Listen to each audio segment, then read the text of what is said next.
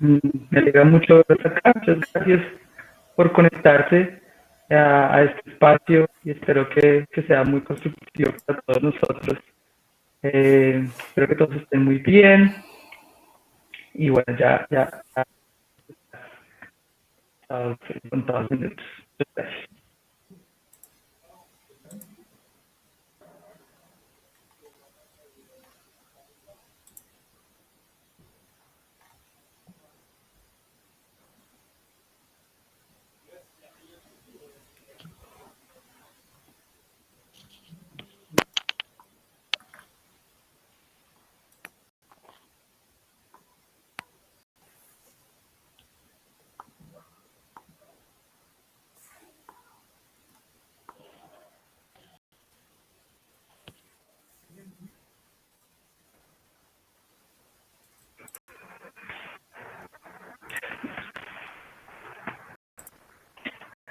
Por el momento quisiera saber, quisiera preguntarles si están conectados desde un computador o si están conectados desde un teléfono. La idea es que pues, quiero experimentar como con herramientas como pedagógicas, tecnológicas, y creo que es más fácil desde un computador, pero digamos tampoco es entrar para el taller, es solamente pues como para jugar un poco también con los sistemas y aprovechar que estamos trabajando pues cada uno con un computador o que jugar en antes está con celular. Bueno, les voy a, cuando empiece el taller, les voy a estar enviando igual como dos links básicamente. Un link es para un tablero virtual que tenemos en el cual ustedes pueden como poner preguntas o pueden, digamos, podemos tener ideas para los temas que vamos a estar. Y el segundo link es como, digamos, un quiz, no es un quiz, es más una actividad que les quería mostrar que se podría realizar, se pueden utilizar para promover como la engagement, la motivación entre el tallerista y los participantes. Yo creo que voy a empezar, no sé qué opinas, Sebastián. ¿Empezamos o, o damos otros 2 minutos de espera? Am,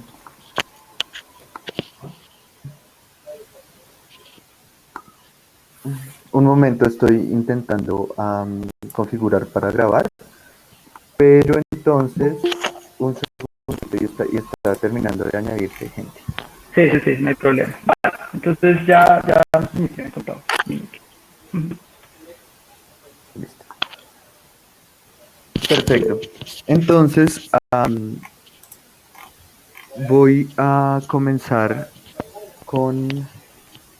Listo, perfecto. Voy a comenzar con la explicación, la bienvenida y la explicación de las normas generales del taller. Bueno, entonces, bueno, primero que todo, bienvenidos y bienvenidas a todos y todas a estos talleres, que ha sido una iniciativa que estamos nosotros y nosotras.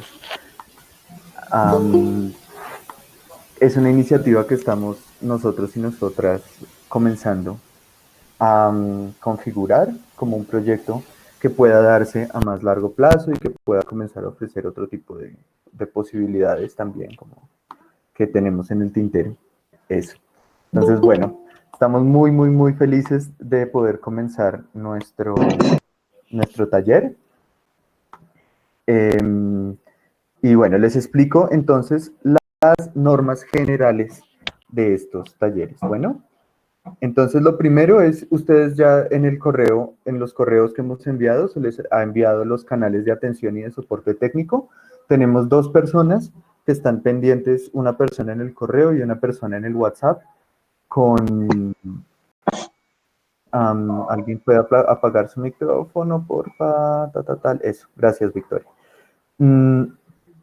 Entonces, estamos 2 personas pendientes del WhatsApp y del teléfono que les enviamos en los correos para que si ustedes tienen algún problema, hola Ricardo, si ustedes tienen algún problema para poderse conectar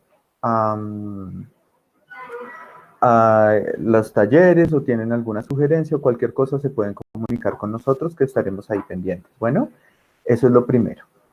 Lo segundo es las normas generales de los talleres. Bueno, también es importante que se den de alta en la página de Facebook de Claustro Investigativo para que podamos... Victoria me dice que no escucha. ¿El resto de personas se escucha bien? Quiero para asegurarme, por favor. Sí, buenos días. Eso, si escuchan bien, perfecto. Entonces, Victoria, debes intentar subir el volumen. Perdón, le voy a escribir. O alguien puede escribirle por el chat. Mafe, puedes escribirle por el chat a Victoria que le suba el volumen a su dispositivo. Eso. Hola, Engelbert. Voy a silenciarte. Hola. Voy a silenciarte para que el ruido no nos interrumpa. Igual todos pueden activar el micrófono en el momento que quieran solicitar la palabra.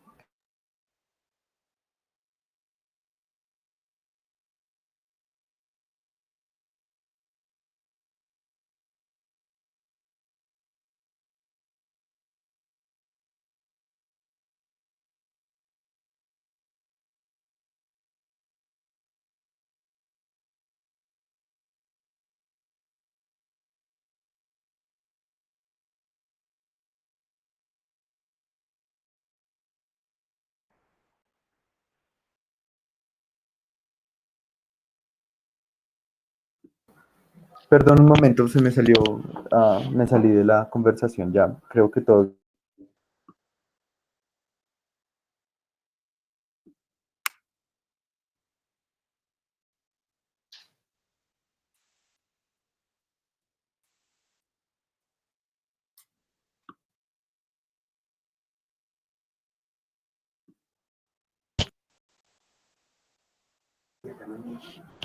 Perdón, de nuevo, ¿me escuchan?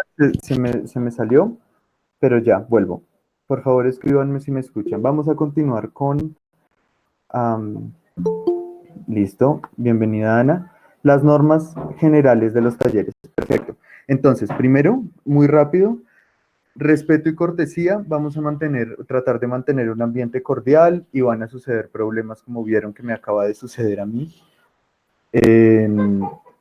Pero bueno, vamos a tratar de que la cosa suceda de la manera más tranquila posible. Bueno, entonces, como les conté, tenemos los canales de comunicación y ya, y cuando podamos, y cuando pues necesitemos soporte técnico o algo suceda, nos comunicamos por los canales. La segunda es no spam. Vamos a tratar de usar las redes y los espacios de claustro investigativo para lo que están diseñados. Perdón, voy a admitir a Evelyn, perfecto. Entonces vamos a usar los espacios para lo que están diseñados. ¡Está loquito! ¿Quieres jugar? ¡Y sumo de las cuentitas tan felices! ¡Eso! Y nuevamente arriba. Soy el Miquito. Perdón. Voy a silenciar a Evelyn. Estábamos teniendo ahí problemas. Perfecto. Entonces eso, vamos a limitarnos a publicar cosas que tengan que ver con el propósito de este proyecto. Tercero es paciencia, porque pues todos estamos probando este tipo de reuniones virtuales y las herramientas.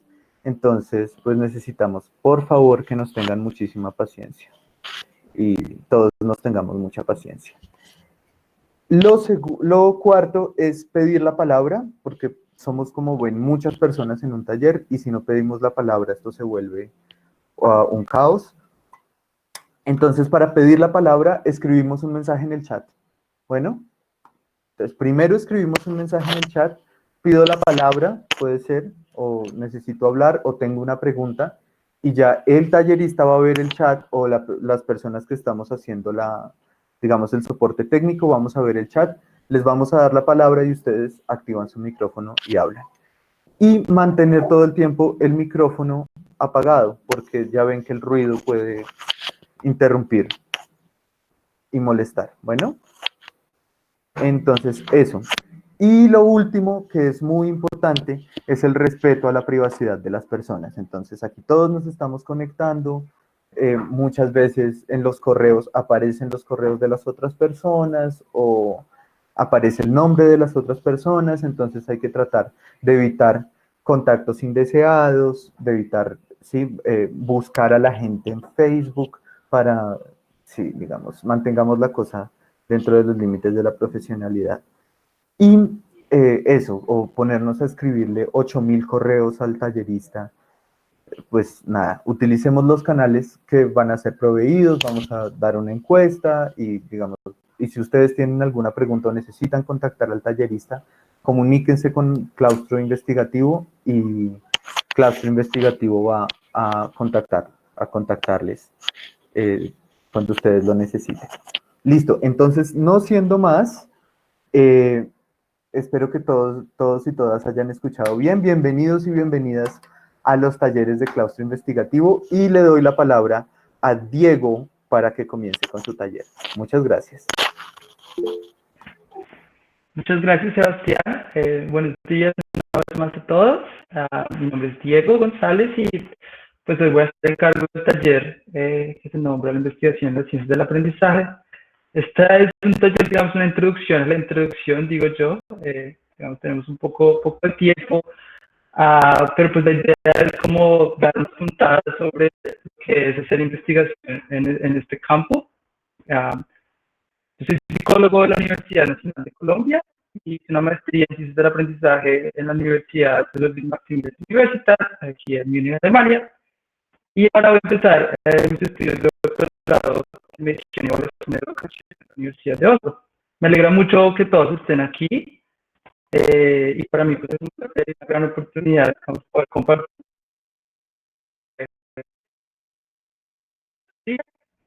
Y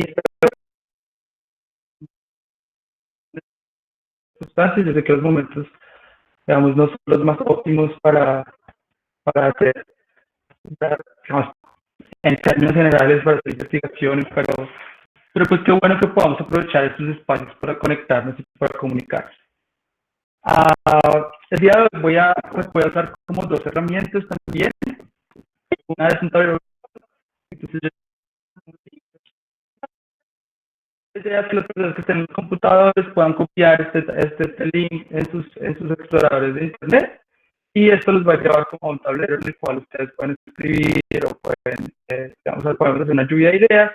Y el otro es una herramienta que es utilizada para hacer como no es un quiz, sino es una cosa como más para acercarnos un poco y para, digamos, asegurarnos que los principios o los fundamentos que a los que nos buscaban en el taller sean respondidos.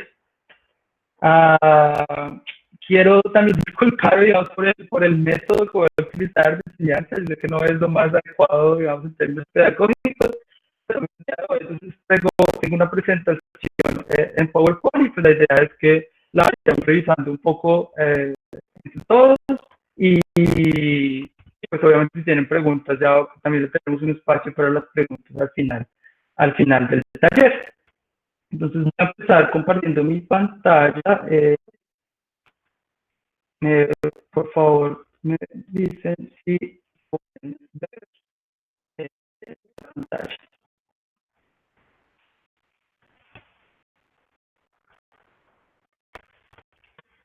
Ok. Entonces, ¿pueden ver la pantalla? Por favor, alguien que me diga de retroalimentación. Por WhatsApp.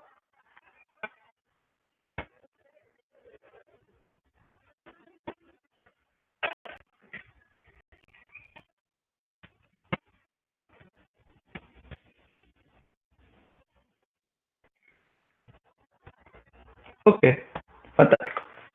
Listo.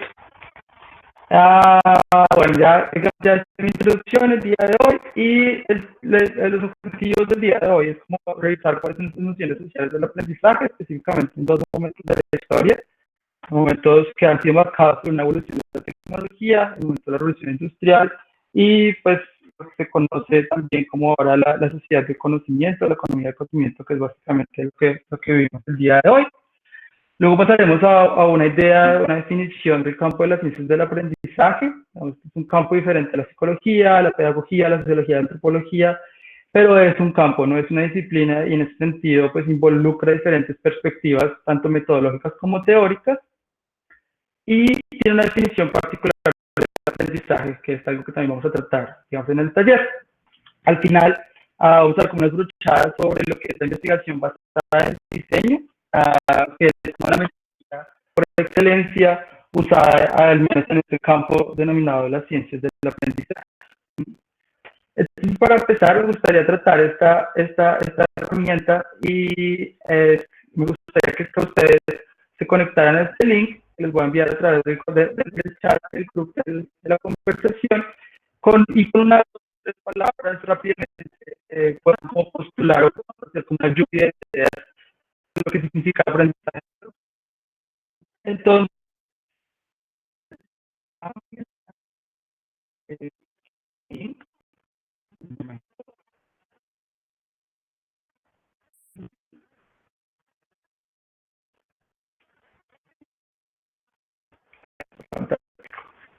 Eugenia no me escucha, necesito que si puedes, por favor, subir el volumen.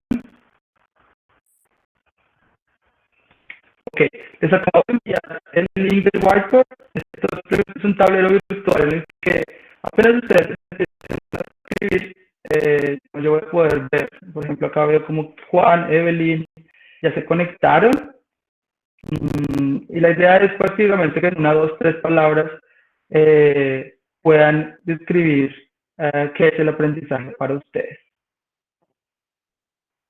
También aprovecho este momento para mostrarles algunas cosas que me parece que son interesantes en términos de interacción, digamos, en estos espacios virtuales. Carmen María Cuervo, el aprendizaje es una exploración.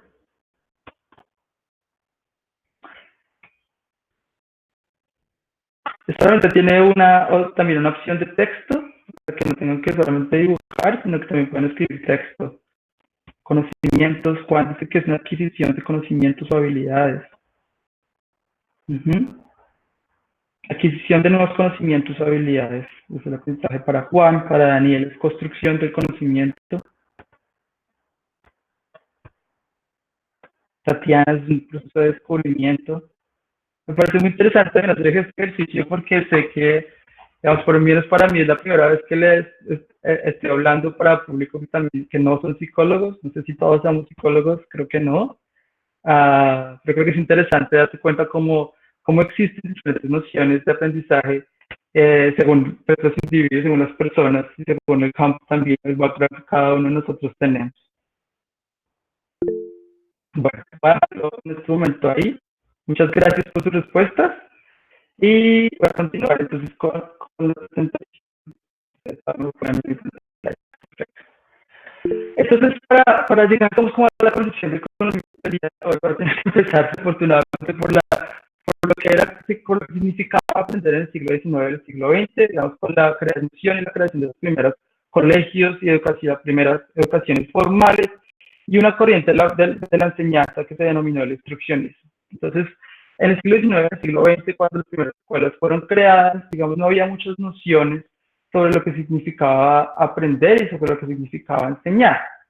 Se creía que los estudiantes venían como era una caja blanca en la cual, digamos, los profesores tenían que depositar conocimientos, había una conexión de contenidos, una conexión del currículo, no había como puentes entre, por ejemplo, los contenidos de física y los contenidos de química, y la educación se basaba en una memorización de hechos y procedimientos en los cuales los estudiantes, digamos, tenían que reportar en pruebas cerradas y que básicamente se dedicaban o se enfocaban en evaluar esta memorización de esos hechos, y pues claramente esto conllevaba dificultades para extrapolar los conocimientos. Entonces, el típico ejemplo un poco caricaturizado de 2 más 2 manzanas, y bueno, son 4, pero cuando los cambiamos por peras, digamos, los estudiantes ya pueden empezar a tener algunas dificultades. Y se concebía los hechos y procedimientos como ideas estáticas. Esto creo que es un cambio bastante interesante con respecto a lo que significa enseñar, digamos, para mí, o desde esta perspectiva, desde el aprendizaje al día de hoy, y es que se veía el conocimiento como una única verdad, no es una cosa que puede ser transformada, que era una cosa de pensamiento crítico, que era digna o sujeta de estudio de evaluación, sino que pues una vez aprendía algo, digamos, esto se asumía que esto era verdad y se arrancaba desde ese momento. Sin embargo, el día de hoy, en el mundo contemporáneo, nos enfrentamos como a diferentes cuestiones o preguntas que requieren un pensamiento científico, y no estoy diciendo que todo el mundo deba hacer ciencia, sino que deberíamos ser capaces de evaluar y de valorar cómo ciertas evidencias proveen o no sustento a teorías o hipótesis que tengamos. Entonces, el día de hoy existen debates o discusiones alrededor de si las emisiones del carbono, deberíamos reducir las emisiones del carbono de nuestros autos por el calentamiento global, o si deberíamos cultivar y comer alimentos genéticamente modificados. Estas son respuestas, digamos, que son abiertas o son sujetas de debate y que no tienen, digamos, una única verdad o una única historia detrás. En ese sentido, se requiere que las personas sean capaces de evaluar diferentes fuentes y valorar cuáles son sus argumentos, digamos, que sustentan o que son más fuertes para sustentar una posición o la otra. Entonces hablamos de un aprendizaje profundo digamos, en contraposición a esa idea instruccionista que veníamos hablando del siglo XIX y del siglo XX, y que está basada en la construcción de conocimientos previos. Entonces acá tenemos un cañón. Esto es y si yo les hiciera una pregunta sobre la trayectoria que seguiría este proyectil una vez ha disparado desde esta montaña, probablemente uno se encontraría con tres cosas. La primera teoría, que dice que el cañón seguiría una perspectiva, una trayectoria paralela, y luego caería perpendicularmente, como una forma de L invertida. Otros dirían que el cañón, el proyectil caería perpendicularmente de manera inmediata, y otros dirían que el proyectil tendría un movimiento paradójico. Entonces, cada uno, digamos, el punto de esto es darnos cuenta de que cada uno tenemos unas teorías del mundo que generamos, digamos, y que con respecto a sus teorías generamos unas hipótesis sobre lo que esperamos que pase en el mundo. De acuerdo, digamos, a la física, la trayectoria actual de este proyectil sería una noción parabólica, ¿sí? Y pues la idea de un aprendizaje profundo es traer y estudiar estas concepciones con las cuales los estudiantes vienen al mundo, que se están dando en el campo de la causalidad, en el campo de los patrones estadísticos, para incluirlas en el proceso de aprendizaje, porque muchas veces, digamos, esto forma la manera en que los estudiantes resuelven problemas, por ejemplo, en matemáticas, y, digamos, también interfieren en algunos momentos el proceso de aprendizaje para los estudiantes. También tenemos una idea de integración del conocimiento con sistemas conceptuales. Estos son estudios que vienen desde las ciencias cognitivas y que básicamente estudian o le preguntan a expertos que por favor piensen en voz alta sobre cómo construir ciertos modelos, ciertas explicaciones. Lo que se dan cuenta en estas investigaciones es que las personas novatas, personas aprendices, digamos, generan módulos de conocimiento, como pueden ver en esta imagen, están separadas y que no tienen, digamos, una conexión clara entre todos los elementos del marco o del campo conceptual, versus los expertos que generan como marcos en los cuales todos estos conceptos centrales a la teoría se relacionan de una manera u otra. Esto se ve, por ejemplo, también en el campo de la memoria histórica y cómo las personas, digamos, personas con una formación demasiado avanzada en historia tienden a atribuir, por ejemplo, los efectos de la Segunda Guerra Mundial o incluso de la guerra en Colombia a un solo factor. Sin embargo, cuando uno les pregunta a expertos en el tema, ellos pueden hacer como una conexión de diferentes causas para hacer la explicación del fenómeno. Y estos son los como modelos que inspirarían, digamos, el desarrollo de nuevas innovaciones pedagógicas en el campo de las ciencias del aprendizaje.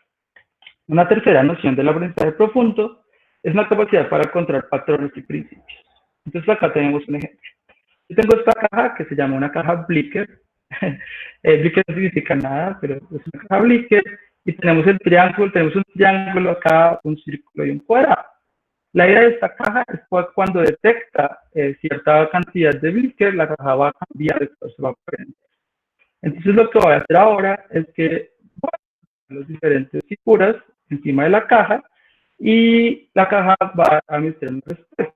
Entonces, por favor, traten de recordar en casa cuáles son esos objetos que pretenden en la caja y cuáles son esas reglas que están por debajo o no. Y vamos a usar, digamos, esta plataforma, el tablero virtual, para que ustedes me cuenten cuáles son esas figuras que prendieron la caja y si encontraron algún principio detrás o algún mecanismo que hace que esta caja funcione, ¿vale?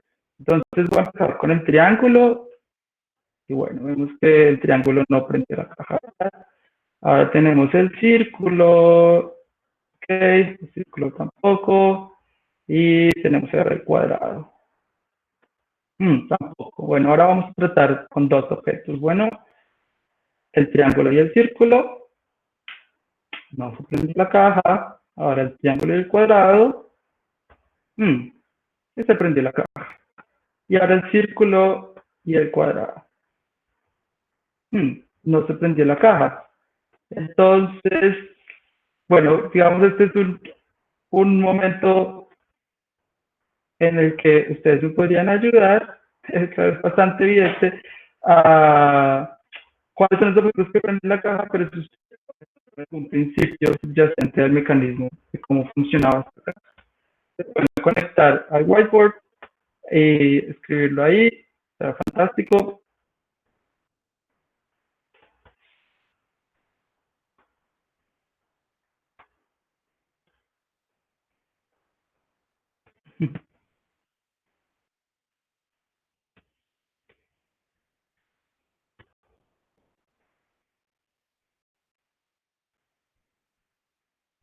Ok. Pues creo que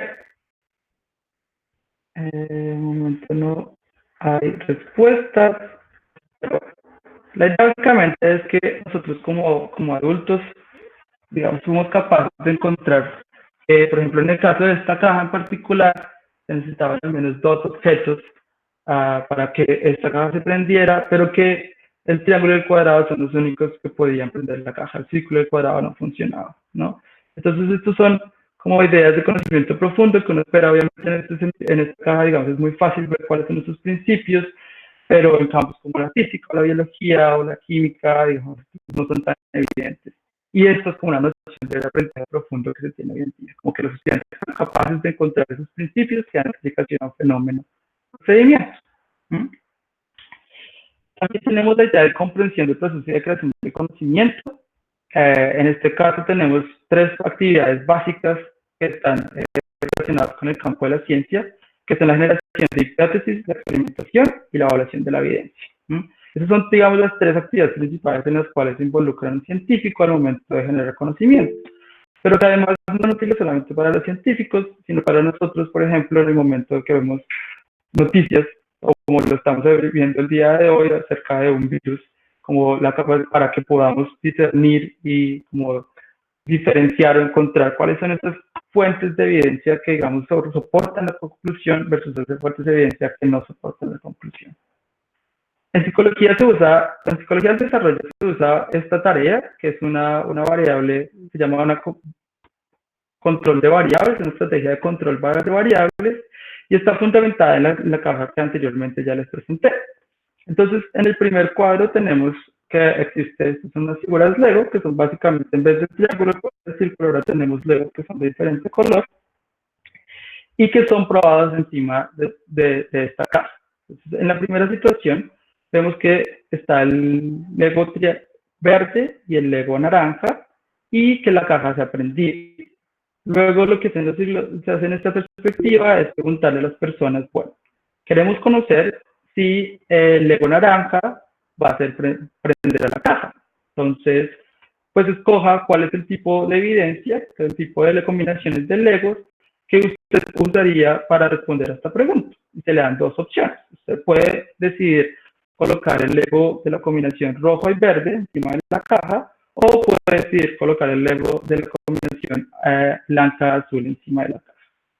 Y una vez las personas lo colocan, se dan cuenta que, bueno, en el caso del rojo-verde no prendió, y se le pregunta entonces a las personas si ellos pueden saber si el Lego naranja es el que causaba que esta caja se prendiera. Este procedimiento, digamos, es bastante popular en psicología del desarrollo, porque pues, permite que establece, digamos, las tres principales actividades de investigación a nivel micro en el campo de la psicología. Hay la capacidad de formular una hipótesis, va a ser el Lego rojo y verde el cual representa esta caja, y la capacidad de ver cómo la evidencia, digamos, confirma o no esta hipótesis y pues se conecta con unas conclusiones acerca de la funcionalidad del Lego naranja como un, digamos, activador de la caja. Esto nos trae entonces a la sesión de las ciencias del aprendizaje. Bueno, ¿por qué las ciencias del aprendizaje empezaron? Porque nos dimos cuenta entonces que ya no es suficiente con la noción de memorización de hechos y procedimientos, sino que se requiere que hoy en día las personas sean capaces de involucrarse en actividades de pensamiento crítico, de pensamiento creativo. En ese sentido, y esto es muy importante, lo repito una vez más, es un campo interdisciplinario que se preocupa de la enseñanza del aprendizaje en unos términos holísticos. Y esto quiere decir que en algún sentido permite o conviven diferentes teorías y metodologías, que ya vamos a ver más adelante cómo se ve esto en un campo de investigación más aplicado. Además, tiene como objetivo comprender cuáles son los procesos cognitivos y sociales que resultan de prácticas de aprendizaje más efectivas, cuáles son esos elementos, y básicamente tiene la fundamentación también de alguna manera de la ingeniería, y es que se ocupa del rediseño de unos ambientes de aprendizaje para promover o mejorar los procesos de aprendizaje de los estudiantes o de los participantes.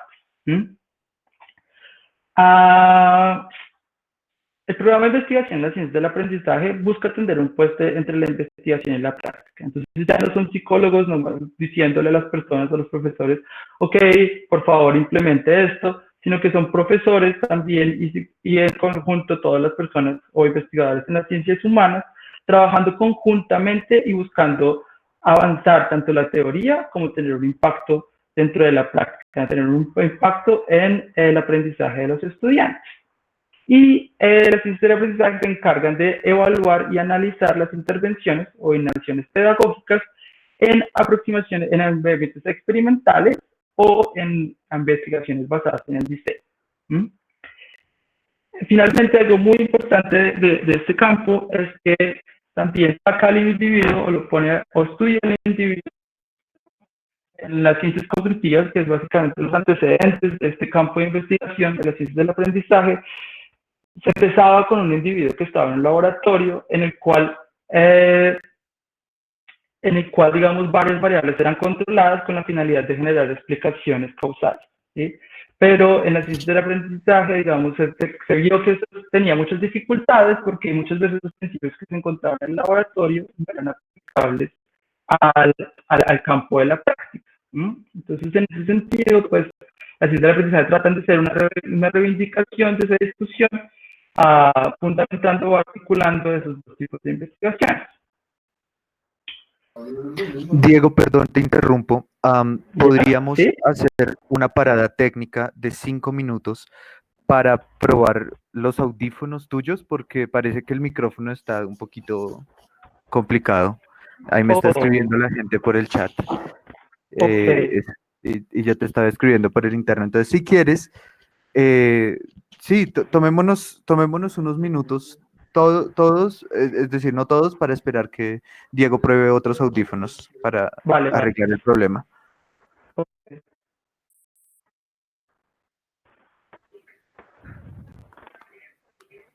Listo, mientras tanto, sí leí sus comentarios, pero digamos, no quería interrumpir al tallerista, entonces ahí vamos de a pocos.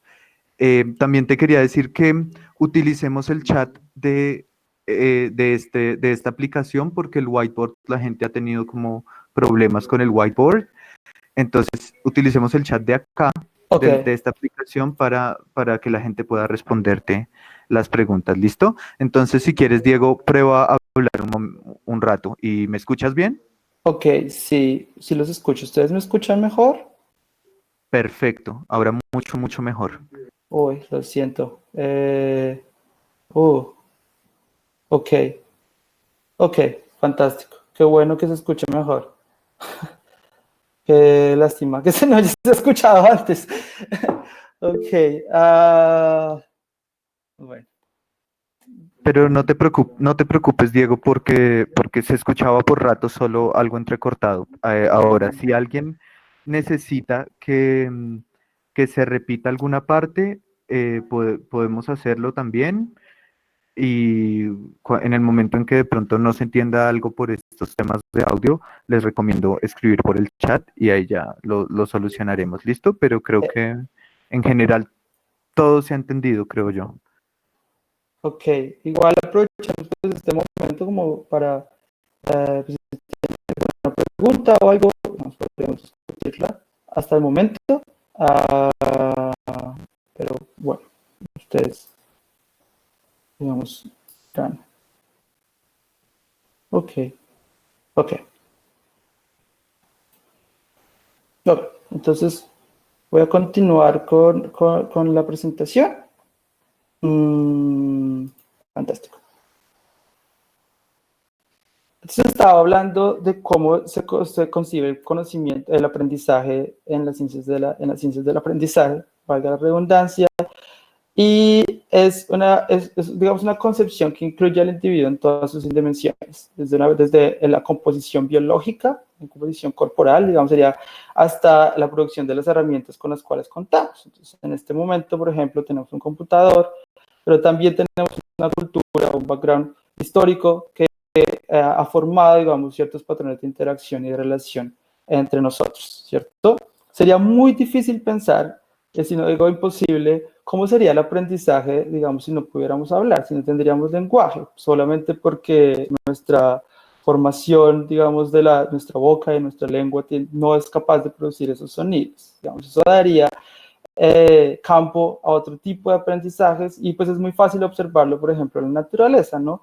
Cómo esta organización del cuerpo, digamos, afecta o interactúa en la manera en que nosotros nos relacionamos con el medio y, digamos, la capacidad que tenemos para interpretar esos estímulos del medio y crear sentido a partir de ellos, ¿no? Entonces, como tiene una aspiración holística, este campo de las ciencias del aprendizaje, a mí me parece que esta gráfica es bastante interesante. Es básicamente poner el aprendizaje en una escala de tiempo. Es una escala, el aprendizaje sucede en diferentes niveles, claramente, y digamos lo que cambia es cuánto nos demoramos o cuánto es el proceso, digamos, en qué nivel de tiempo se da ese proceso. Entonces, a nivel biológico, por ejemplo, tenemos los estudios en neurociencias, tenemos que se preocupan más por entender cuáles son esos aspectos del cerebro que se encuentran, digamos, sustentando o ayudando al proceso de aprendizaje, la investigación, el proyecto de las ciencias cognitivas, que está dado en un campo más de los segundos y que principalmente se enfoca, por ejemplo, en el campo de la percepción y en los campos del movimiento. También tenemos el campo racional, que está más enfocado, por ejemplo, en estas habilidades de pensamiento crítico, de pensamiento creativo, pero también ya en las interacciones más cortas con otros individuos. Tenemos ya la escala sociocultural, que se da en la escala de días a meses, y que ya incluye también como toda esta historia que proviene con las personas, ¿no? Como cuál es su familia, de dónde venimos, cuál es nuestra cultura. Y finalmente tenemos la escala organizacional. Entonces, en la escala organizacional tenemos ya, por ejemplo, los colegios o las instituciones de trabajo, ¿no? Que, digamos, asigna unos roles tanto al aprendiz como al profesor o a las personas que está, digamos, facilitando este conocimiento. Lo que es importante tener en cuenta es que esta escala obviamente incluye diferentes perspectivas metodológicas y teóricas, ¿no? Y, digamos, eso hace difícil muchas veces como particular es unas teorías grandes sobre lo que sea el aprendizaje conceptual o un fenómeno. Hay dos, digamos, variantes metodológicas que podemos ver, que se divide, por ejemplo, entre la escala biológica, cognitiva y racional, que usarían como más perspectivas individualistas, y la escala sociocultural organizacional, que utilizarían como más perspectivas sociocognitivas. ¿Qué significa una perspectiva individualista o no? De nuevo, digamos, es esta noción más de individualismo, es como más bien la noción de laboratorio, en el cual el individuo, el proceso se aísla con la finalidad de determinar o controlar cuáles son las variables que influencian y mantener constante las variables que, digamos, no queremos que afecten, digamos, el proceso de experimentación. Esto se hace con la finalidad de poder establecer relaciones causales entre la innovación pedagógica que se está probando y la mejora o no en el proceso de aprendizaje, digamos. Y la visión sistemática, que, digamos, es una renuncia, digamos, a esa idea de aislar al aprendiz o a la persona en estas situaciones de laboratorio, pero pues que más bien estudia este proceso de aprendizaje como se da en un ambiente natural. Entonces, este es, digamos, el objeto de estudio de un científico del aprendizaje, y es la definición de un ambiente de aprendizaje. Entonces, un ambiente de aprendizaje obviamente incluye a los estudiantes, incluye a los profesores, pero también incluye, digamos, la manera en que un salón de clases está adecuado. Vemos algunos computadores también, entonces se incluye esos materiales. Y tenemos también como algunas perspectivas diferentes de relacionarnos con el medio ambiente, con el mundo. Por ejemplo, vemos cómo este salón en particular facilita el acceso para personas con situaciones de discapacidad.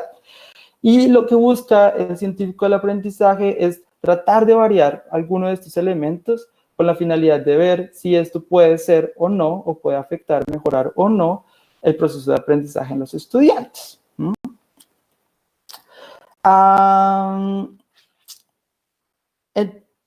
El proceso se da básicamente en tres partes. La primera parte es el desarrollo de una innovación educativa, que generalmente tiene un fundamento como conceptual o teórico, y que, digamos, debe ser como sujeto de estudio empírico.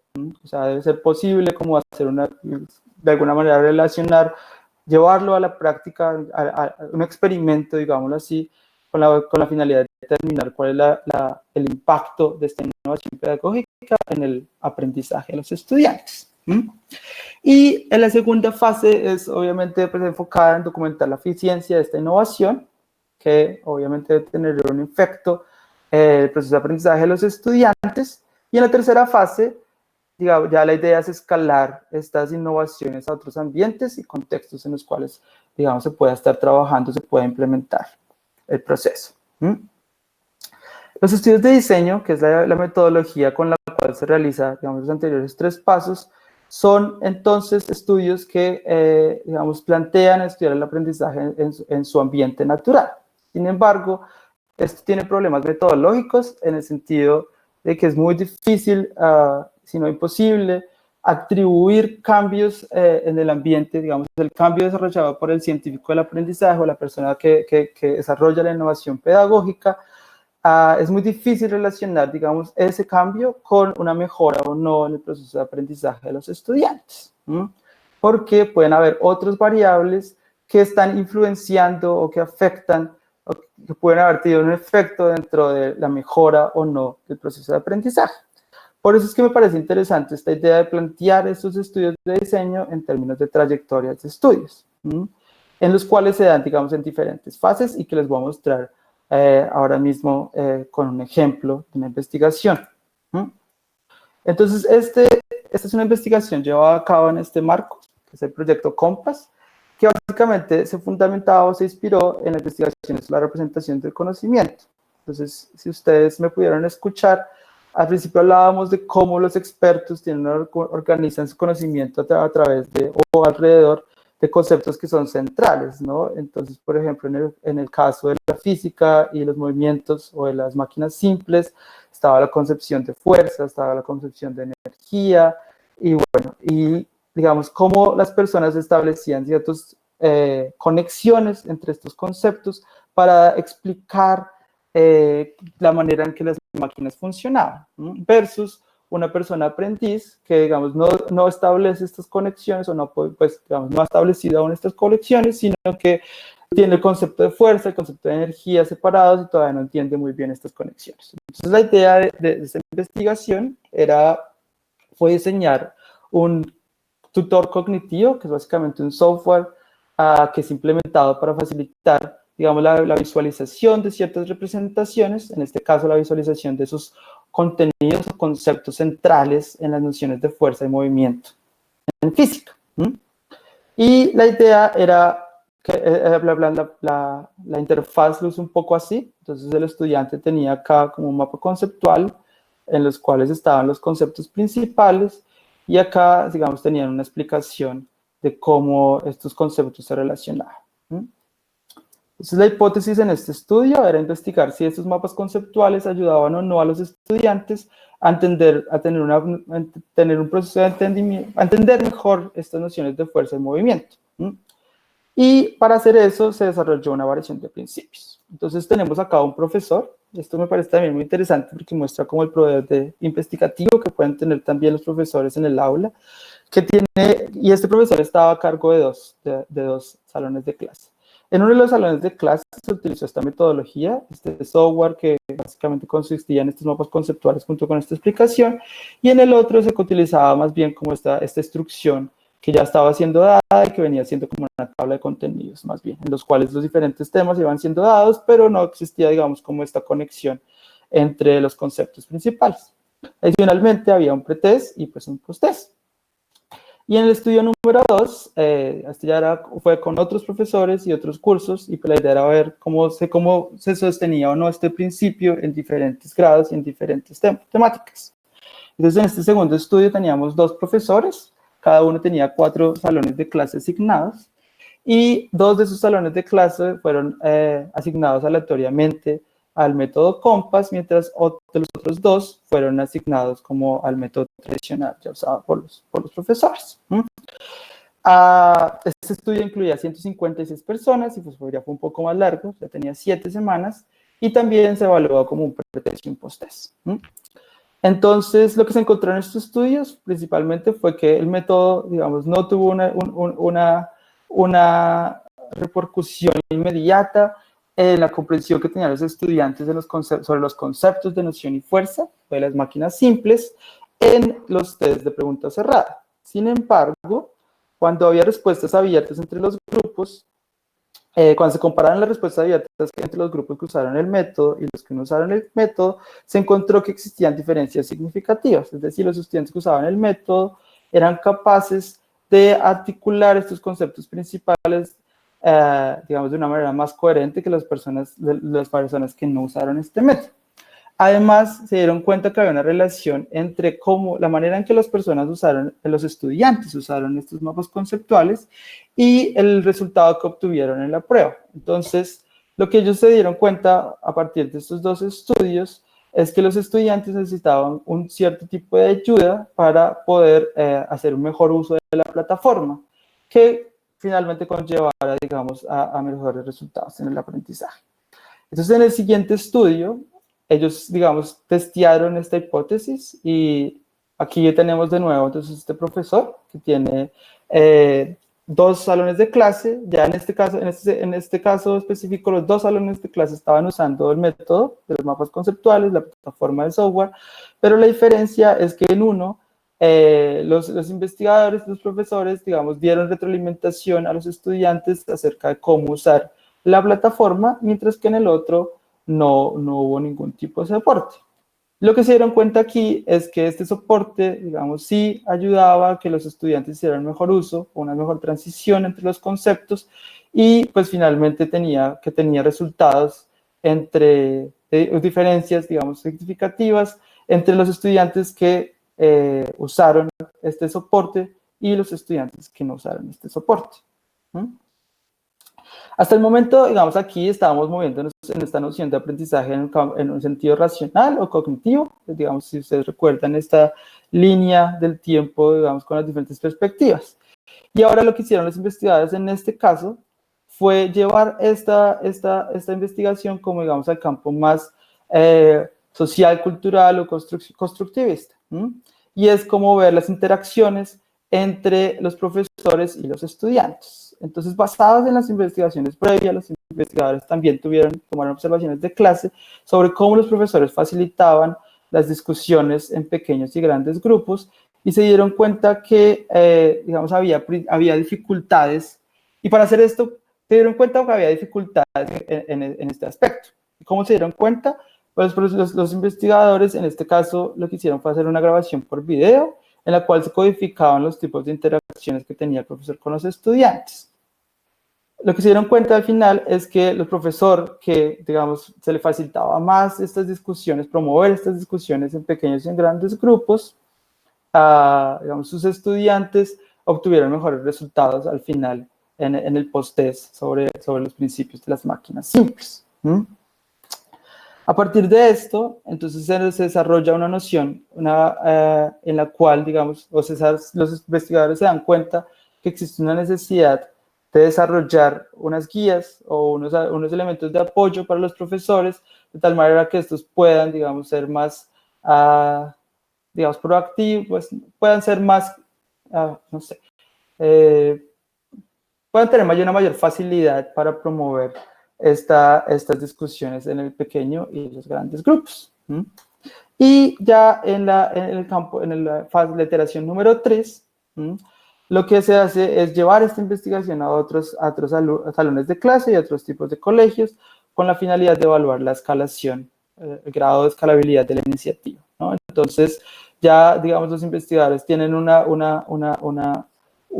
posición secundaria y los profesores también, porque todo esto tenía, digamos, es un proceso interactivo que incluía profesores, investigadores y estudiantes, y que a partir de la retroalimentación que estos daban, digamos, se iba modificando y mejorando, pues, el ambiente de aprendizaje. Y aquí de nuevo se dan cuenta, pues, que había una necesidad mayor de facilitar o de guiar a los profesores en términos de la facilitación de esas discusiones.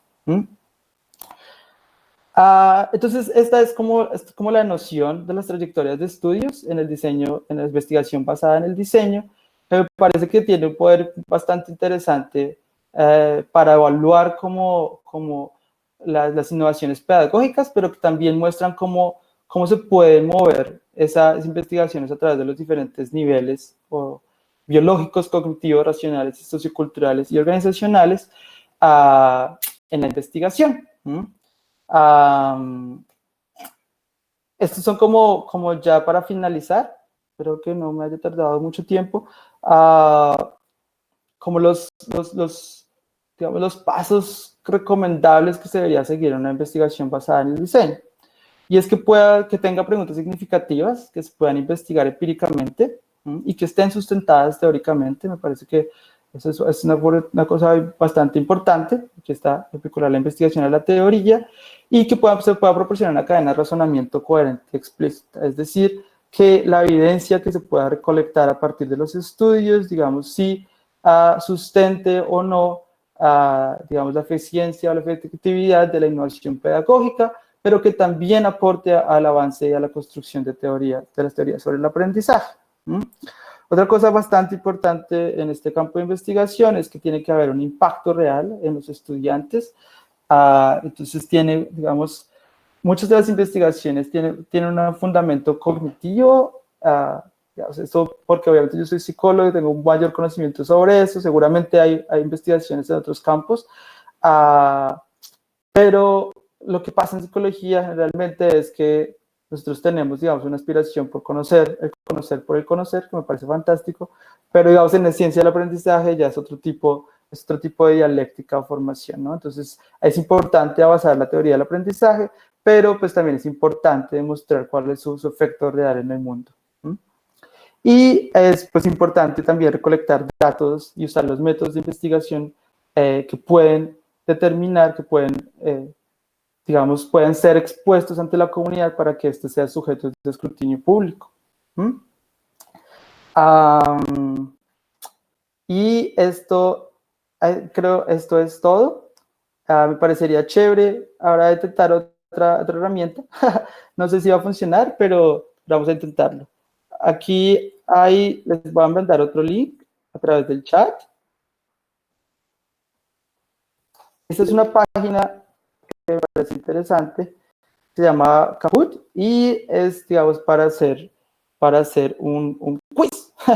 Esto no es un quiz, obviamente, solamente como para consolidar conocimientos o para de pronto darnos cuenta de cuáles son las cosas que todavía es importante como profundizar. Son solamente 4 preguntas.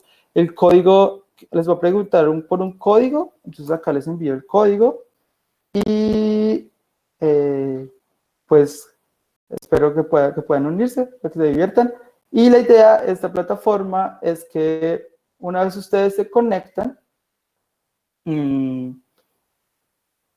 digamos, es como un poco de gamificación. Entonces ustedes compiten.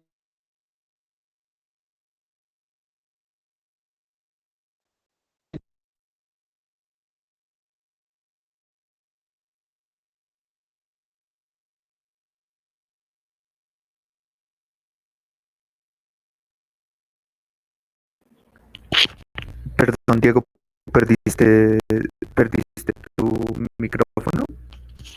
¿Puedes probarlo? No te escucho. Creo que cerraste tu micrófono. Prueba que esté abierto.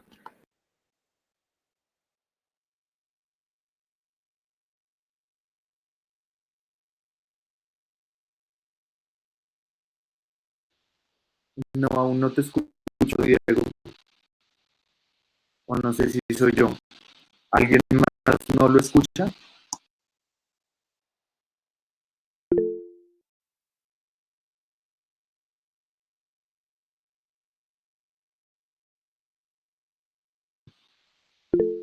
Sí, Diego, no se te escucha. Eh, Mientras hacemos lo de Kahoot, entonces vamos todos a lo de Kahoot, metemos el pin, interactuamos en la plataforma y esperamos a poder escuchar. Bueno,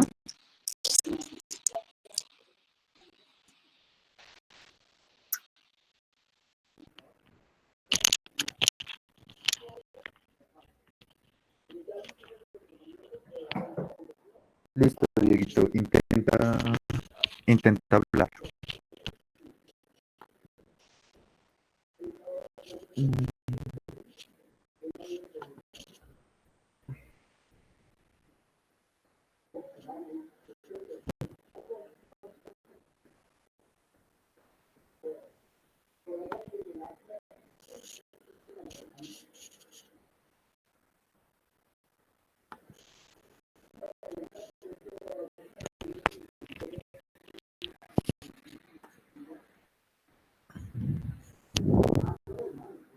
No, Diego, todavía no te escuchamos. Intenta probar, por favor.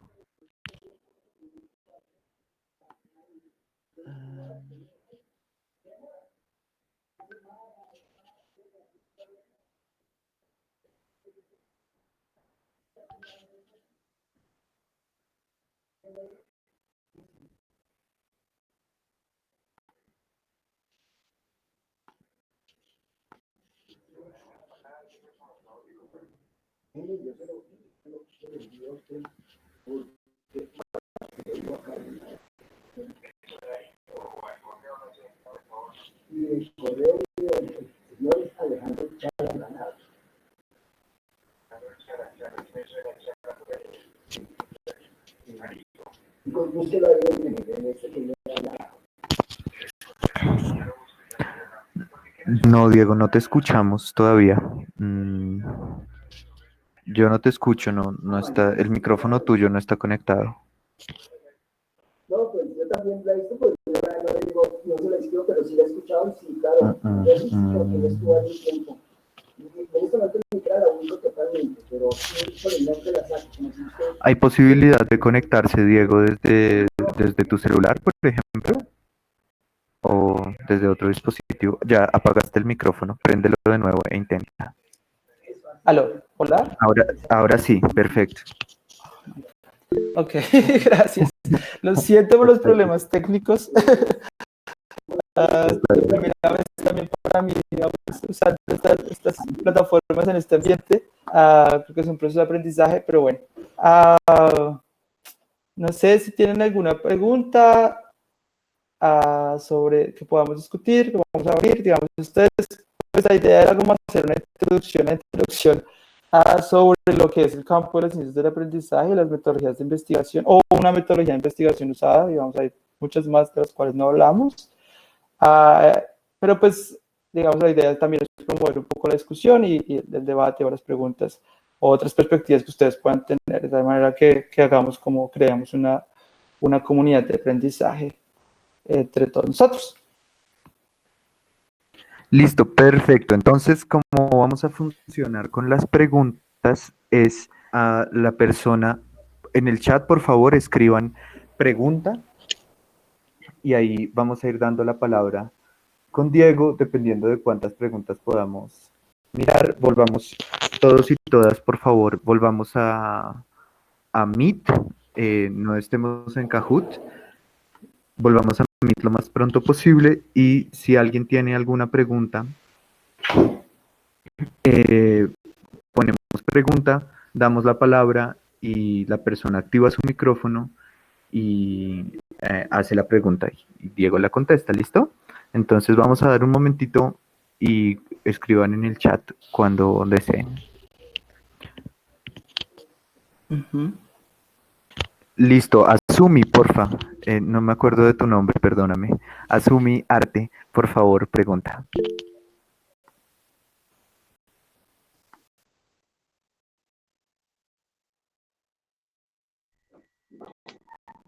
Hola, buenos días. Hola. ¿Me escuchan? Sí. Bueno, primero felicitarlos por esta iniciativa que a mí especialmente me cae como anillo al dedo. Yo estoy haciendo un proyecto que tiene que ver con el performance como herramienta para el desarrollo del conocimiento y del pensamiento crítico en el aula, ¿sí? A partir del cuerpo y del movimiento. Entonces,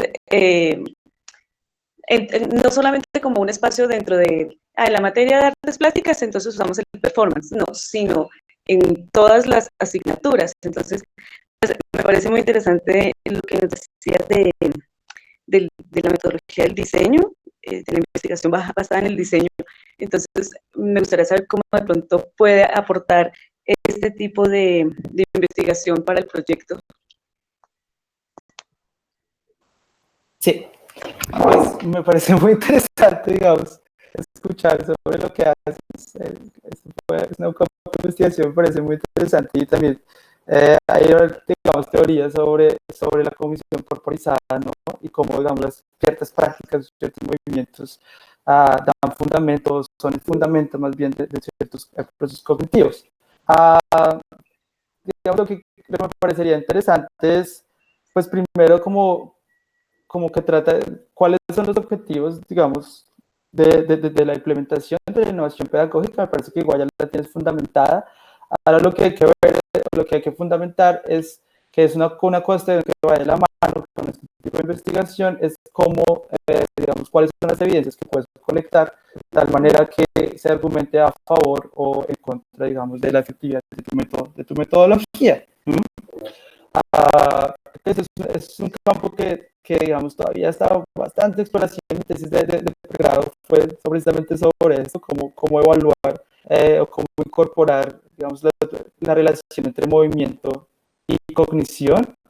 Pero me parece que igual, pues lo importante es como que se piense en términos del diseño experimental. Si tienes, por ejemplo, dos salones de clase, hay un salón de clase en el cual implementas esta metodología y otro salón de clase en el cual implementas esta metodología y que tengas, digamos, una prueba, en este caso de razonamiento crítico, que puedas aplicar al final y ver cómo, digamos, cuál es esa relación entre la metodología, entre la innovación pedagógica que estás implementando y, digamos, la promoción o no del razonamiento crítico.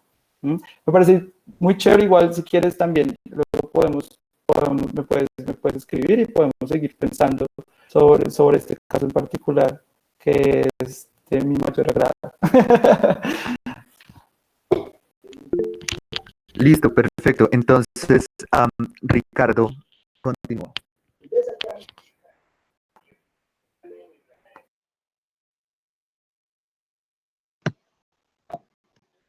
Hola, buenos días.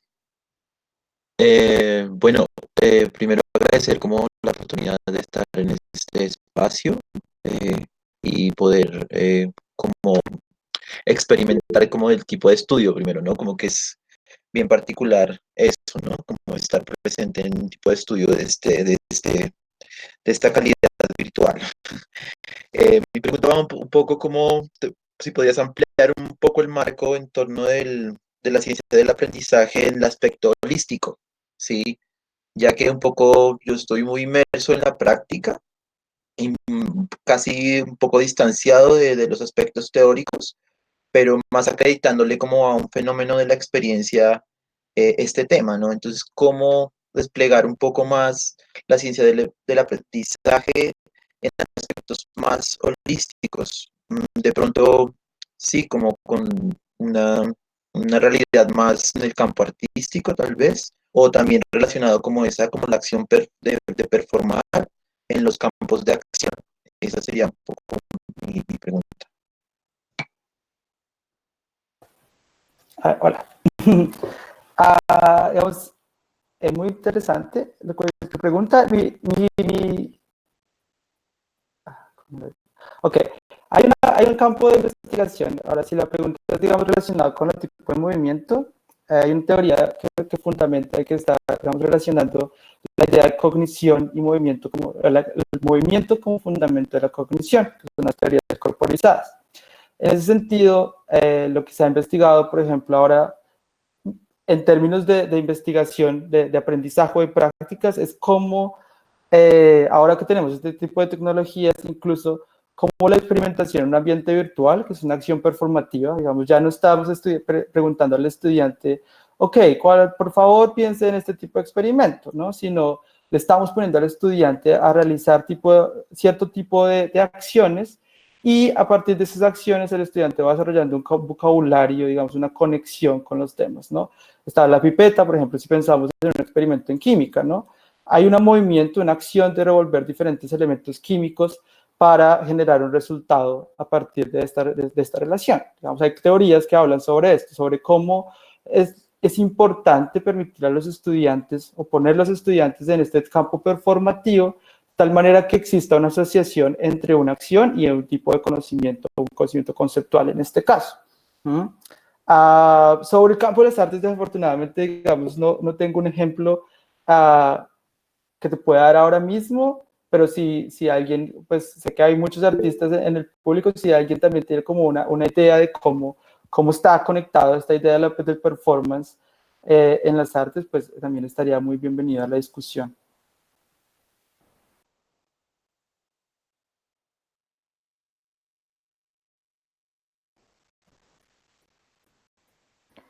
Si me permiten, perdón, si me permiten, con respecto a ese tema, va a haber un taller que es el taller de Mariana Aristizábal, que ella es artista.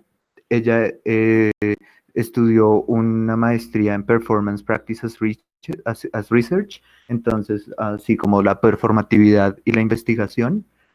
Y el taller de ella abordará temas como la fenomenología, como el concepto de embodiment, que es apropiación en el cuerpo. Y bueno, entonces les recomiendo también acercarse a ese taller. Disculpa, Diego, continúa. No, fantástico, me parece genial.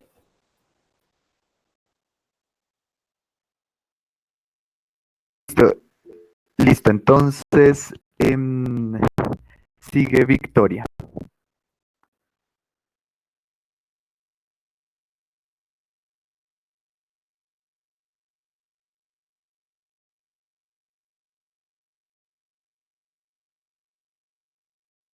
Victoria, tú tenías una pregunta, si no, entonces Tatiana puede hablar y si Victoria se conecta después, pues Victoria puede hablar. Tatiana, porfa, haz la pregunta y luego hacemos la de Victoria. Bueno.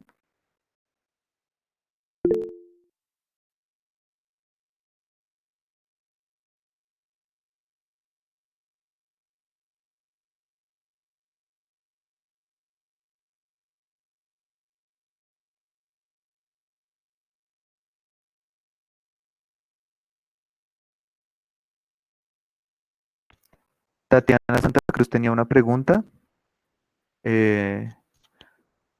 ¿No? ¿Alguien más tiene alguna pregunta? Coméntenos por el chat, por favor.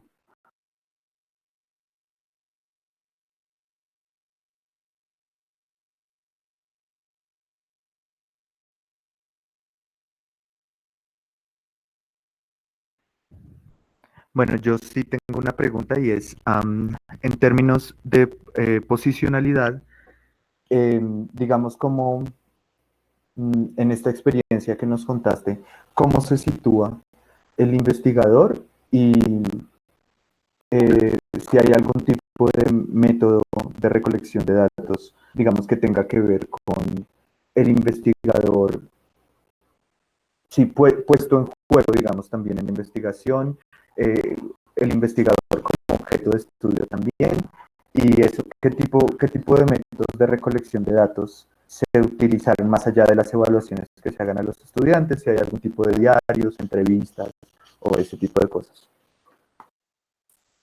Bueno, la posición del investigador, al menos en el campo de las ciencias del aprendizaje, es una posición activa, entonces ya no se asume el investigador como ese ser objetivo que no tiene o emite juicios sobre el proceso, sobre el fenómeno del aprendizaje, sino que está activo.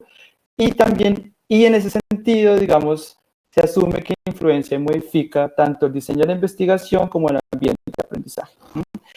Y además, digamos, se da en una posición dialógica, es decir, también se da un diálogo, el investigador está ahí para promover y facilitar un diálogo del profesor y los estudiantes también, o si el profesor es el investigador mismo, entonces es el que facilita el diálogo, ¿no? Entonces, digamos, se separa un poco de esta visión objetivista, digamos, y apolítica o del investigador como externo, como el gran hermano que lo ve todo desde el exterior, sino que se plantea dentro del campo del aprendizaje, también dentro del estudio de los ambientes del aprendizaje.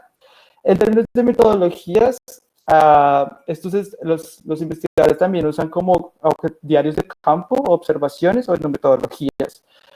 También depende, digamos, como el fenómeno del estudio. Si estamos estudiando como una interacción entre profesores y alumnos, también se pueden usar como grabaciones de videos en los cuales, digamos, se graba un video de toda la clase y luego existe una codificación, o sea, digamos, como en ciertas plantillas para determinar como cuál es el nivel de interacción entre profesor y alumno, pero también, digamos, se hacen unas entrevistas semiestructuradas o estructuradas con los profesores con la finalidad de abordar o investigar más sobre las innovaciones pedagógicas. Entonces, digamos, la rama de metodologías es bastante diversa. Y ya, pues, digamos, lo que va a sustentar o lo que va a fundamentar el uso de una u otra metodología, digamos, es a la pregunta de investigación a la que se tenga acá, Oh, Juan, okay. Juan tenía una pregunta, pero dice que ya acabo de responder. Ok, perfecto. Gracias, Diego, por la respuesta. Veo que Daniel Mauricio colocó un signo de interrogación. ¿Es que él tiene alguna pregunta? ¿O alguien más tiene alguna pregunta? Listo. Entonces Daniel Mauricio tiene una pregunta. Te cedo la palabra.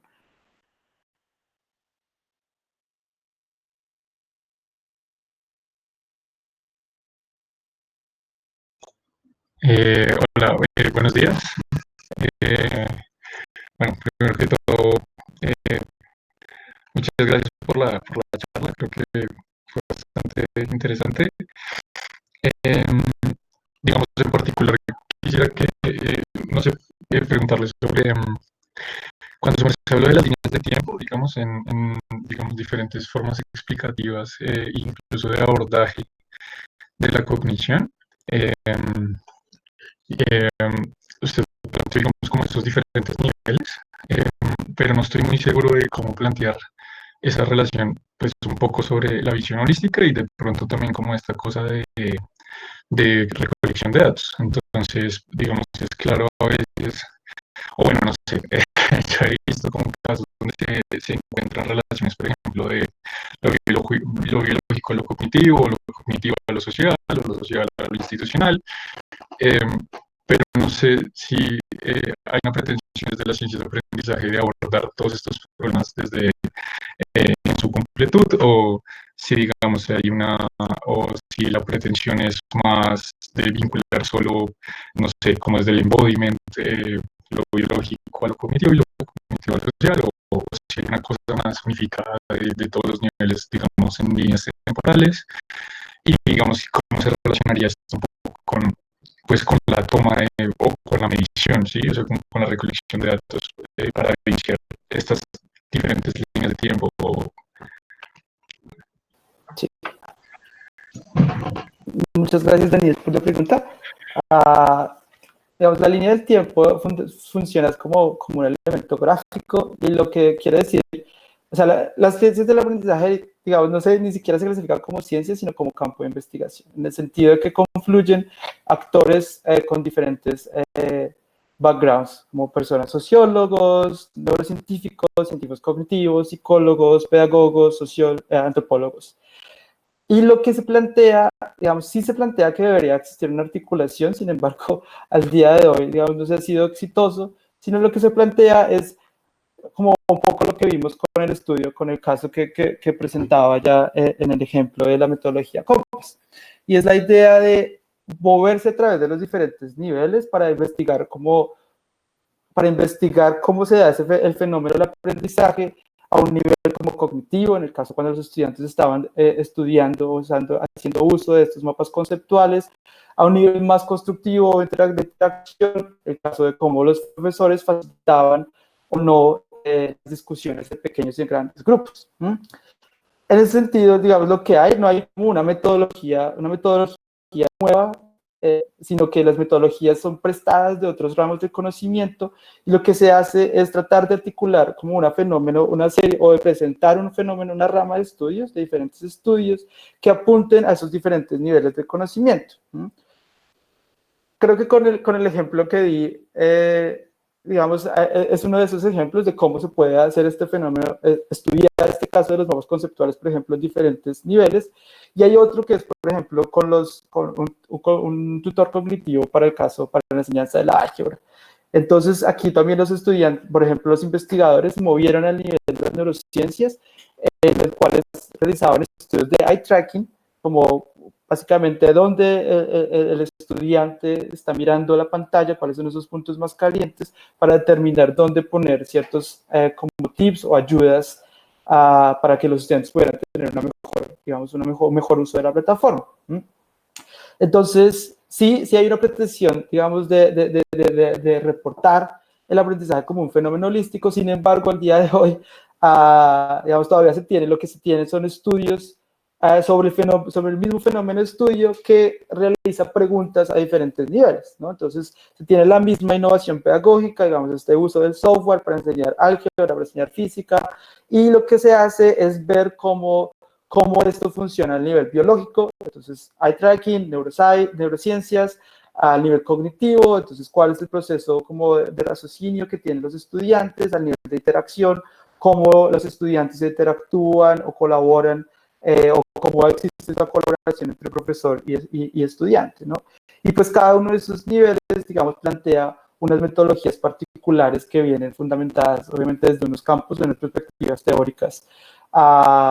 Entonces, pues, digamos, esa es la pretensión, digamos, de holística. Sin embargo, digamos, todavía no se ha sido demasiado exitoso en fundamentar o tratar de generar una explicación completa en la cual se coluyan todos esos niveles, sino lo que se tiene es como una serie de evidencias que muestran cómo se da el aprendizaje en estas diferentes perspectivas o marcos de investigación.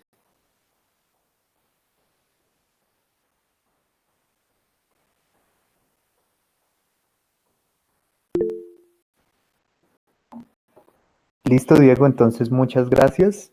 Muchas gracias a todos y todas y todes por asistir al taller. Bueno, les quiero contar para cerrar el taller. Primero, Diego, si quieres dar alguna conclusión o algún cierre del taller. No, solamente decir muchísimas gracias por toda su paciencia, sintiéndolo mucho por los problemas del sonido, pero pues sí, que espero que esto también se vuelva, digamos que ojalá podamos seguir en contacto y avanzando para generar proyectos de investigación y procesos de investigación. Creo que esto podría ser una comunidad muy rica, digamos, para mí es la primera vez hablando para un público de no psicólogos, digamos, para personas con diferentes backgrounds, y creo que este es un proceso formativo bastante interesante para todos nosotros. Muchísimas gracias por la atención y espero que pues haya sido de utilidad. Eso. Listo, muchas gracias, Diego. Entonces, para terminar, solo quiero contarles que en la página de Claustro Investigativo tenemos un post con la programación. Nosotros también enviamos correos a sus correos con la programación. Mañana habrá un taller de pitching, habrá un taller de fenomenología, habrá un taller basado en proyectos culturales también. Perdón, se los leo rápido. Entonces, mañana hay un taller de pitching o diseño metodológico. Está el de fenomenología, está una entrevista semiestructurada, también está a María Fernanda Cuervo con el contexto, observación y análisis para la gestión cultural, y también hay uno de estadísticas descriptivas para eventos, para documentos académicos. Entonces, eso, contarles que estamos armando la comunidad, que estamos armando este proyecto, que todos y todas están invitadas a participar.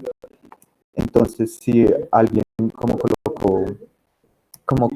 colocó a María Fernanda Cuervo en el chat, ya cerramos las inscripciones a los talleres. Sin embargo, si no se inscribieron, están interesados en algún taller en específico, por favor escríbanos al correo de claustroinvestigativo@gmail.com y trataremos de enviarles con la mayor celeridad eso. Si se inscribieron a más talleres, deben saber que estamos enviando cada día por la mañana o la noche anterior el link de la reunión, porque no queremos llenarles de links, de 8 links para que se conecten a diferentes talleres. Entonces cada día vamos enviando el link. Eso es lo primero. Lo segundo es que Diego mencionó que si querían ponerse en contacto con él, entonces yo hablaré con él por interno para enviarles el contacto por medio del cual puedan comunicarse con él, o como él prefiera también, si se quiere, por medio de Claustro Investigativo. Entonces, eso no se preocupen. Nosotros con Diego enviaremos esto y evaluaremos enviar el material, o ya les contaremos si este material, porque estamos grabando la conferencia. Entonces, si este material lo subimos a un blog, o estamos evaluando esas posibilidades, pero les tendremos, digamos, estaremos informándoles sobre eso. Quiero pedirles un favor último, y disculpen esta despedida tan larga. Por favor, ahí les envío un link de una encuesta. Lo vamos a pedir a final de cada taller. Entonces, eso, por favor, envíennos el link de la encuesta y escríbanos. Y esto, tenemos las puertas abiertas y los brazos abiertos.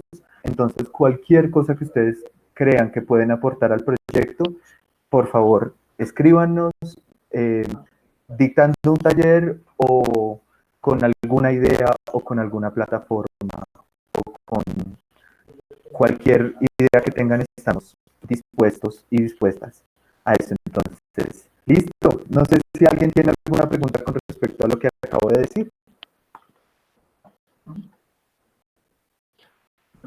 Eso. Ricardo, ¿tienes una pregunta? Sí, yo, bueno, agradecer siempre por encontrarme otra vez con gente que quiere como disponer su conocimiento de esta manera y por estas fragilidades del tiempo. Había